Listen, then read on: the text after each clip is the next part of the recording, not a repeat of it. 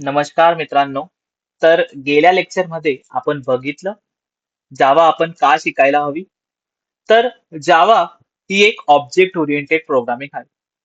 तर आपण पहिल्या सेशनमध्ये बघितलं होतं टाइप्स ऑफ प्रोग्रामिंग लँग्वेज. तर त्याच्यामध्ये आपण बघितलं होतं ऑब्जेक्ट ओरिएंटेड प्रोग्रामिंग आणि प्रोसिजर ओरिएंटेड प्रोग्रामिंग. तर सुरुवातीला आपण प्रोसिजर ओरिएंटेड प्रोग्रामिंग बद्दल बोलणार आणि त्याच्यानंतर आपल्याला ऑब्जेक्ट ओरिएंटेड प्रोग्रामिंग आणि त्याचे किती की पिलर्स आहेत त्याच्याबद्दल आपल्याला इन्फॉर्मेशन घ्यायचे. Okay, so let us start with the procedure programming. तर procedure programming is very core programming, and in that we are going to divide our code is in form of data and functions.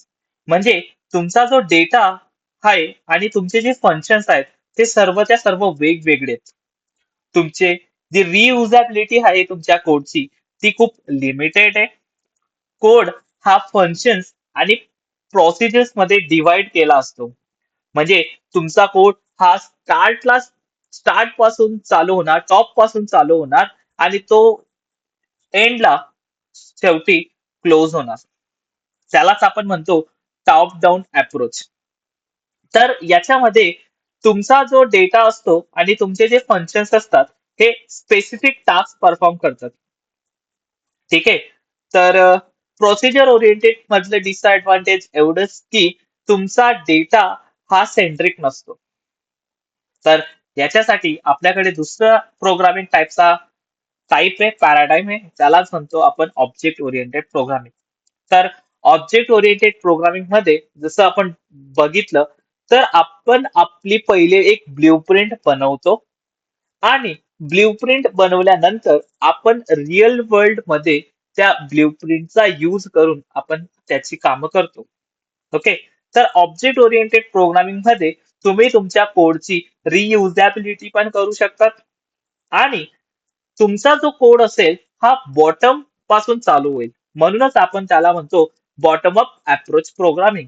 म्हणजे तुम्ही real world मध्ये काम करणार आणि तुम्ही real world मध्ये काम करत असताना तुम्ही मदत घेणार तुमच्या ब्ल्यूप्रिंट कडनं आणि याच्यामध्ये तुमचा जो डेटा आणि जे तुमचे फंक्शन्स असतात ते कंबाईन असतात. ओके, त्याचा एक तुम्ही ऑब्जेक्ट बनवतात ते आपण बघणार. तर त्याच्यासाठी एक सिंपल एक बँकचा अकाउंट आपण लक्षात घेणार. ओके, तर इथं दोन प्रोग्रामिंग लँग्वेजेसचे एक्झाम्पल तुमच्या समोर आहेत. तर प्रोसिजर प्रोग्रामिंग लँग्वेजचं उदाहरण आपण समजून घेणार. तर अगोदर आपल्याला जेव्हा आपल्याकडे मोबाईल फोन नव्हते त्यावेळेस आपण बँकेत जायचो. बँकेत गेल्यानंतर आपण बँकरला सांगायचो की मला माझं बॅलन्स चेक करायचंय, मला डिपॉझिट करायचंय, मला विथड्रॉ करायचंय. Sir what exactly is there, so he is going to follow the steps. Okay, so step by step approach he is going to do.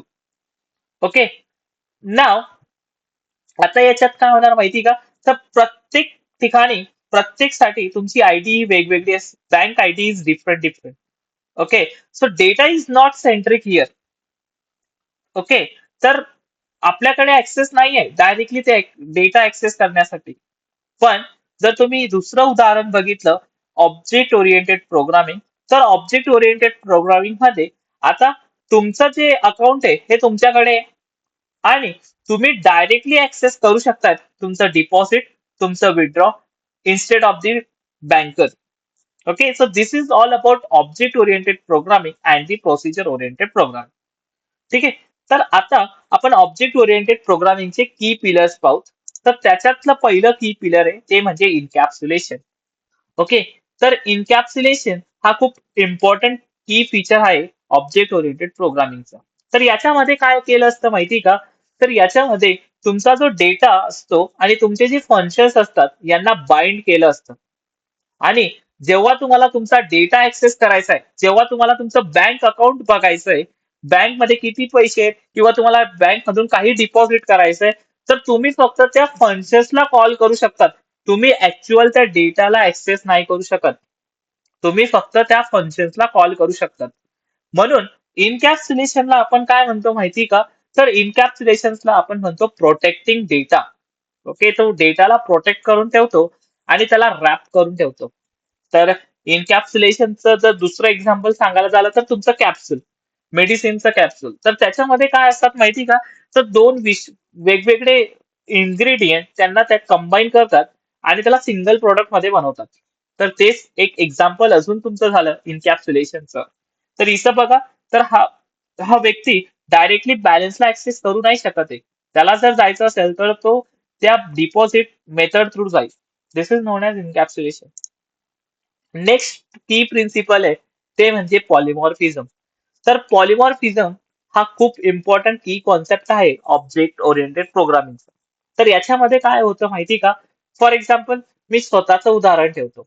तर मी एक टीचर आहे, मी एक मित्र आहे, मी एक स्टुडंट आहे, मी एक लर्नर आहे. तर I am the performing the each and every role. Okay.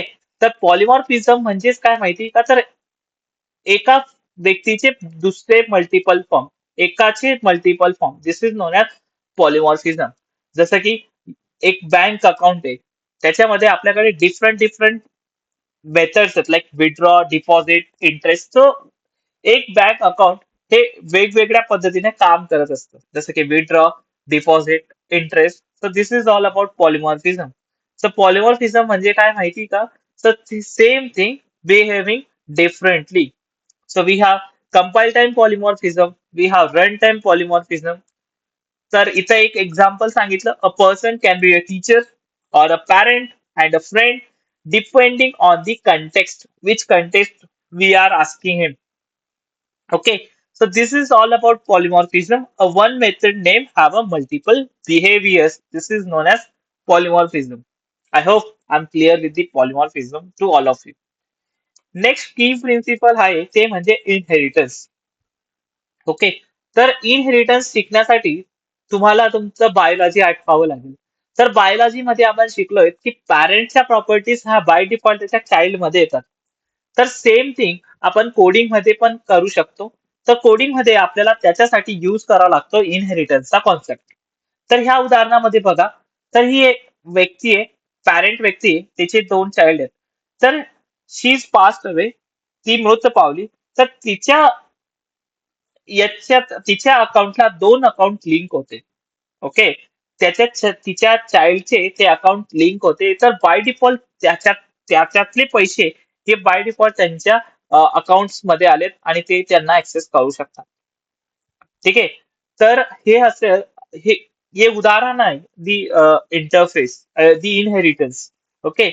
तर इनहेरिटन्स मध्ये जर सांगायला झालं तर the reusability of the code is very important. Okay. तर आपण परत परत त्याच त्याच गोष्टी लिहिणार नाहीत. आपण नवीन जी लेटेस्ट गोष्ट आहे त्याच्यावरती काम करणार. फॉर एक्झाम्पल तुमचा नोट 4 आणि तुमचा नोट 11. तर नोट 4 मध्ये जे तुमचे की प्रिन्सिपल्स आहेत ते नोट 11 मध्ये बाय डिफॉल्ट येतीलच, कारण की आपण त्याला इनहेरिट केलंय, कारण की आपण त्याच्या प्रॉपर्टी ऍक्सेस केल्यात. तर inheritance means getting the properties from his parent. So allow code to reuse, drive a new classes from the existing ones. Okay. So child inherit the quality from their parents. Okay. So this is known as inheritance. And next about abstraction. तर ह्या उदाहरणात तुम्हाला बघू शकतात. तर ह्या उदाहरणात जो युजर आहे तो विथड्रॉ करतोय. ओके. तर user going to click on withdraw, but user don't know, युजरला माहित नाहीये की बँकेत मध्ये काय ऍक्टिव्हिटी आहे त्या विड्रॉसाठी, किती फंक्शन तुम्ही लिहिले आहेत, किती सर्व्हर्स त्या कामासाठी बनवलेत. तर user don't know about that. Users only know about withdraw function. So it is known as abstraction. So hiding unessential information from user. Okay. जी अनावश्यक इन्फॉर्मेशन आहे ती युजरला दिसता कामा नये. जी फक्त आवश्यक गोष्ट आहे ती फक्त युजरला दिसणार. याच्यासाठी आपण यूज करतो concept is known as abstraction. So abstraction means hiding the complexity and the showing the necessary information to the user. Okay.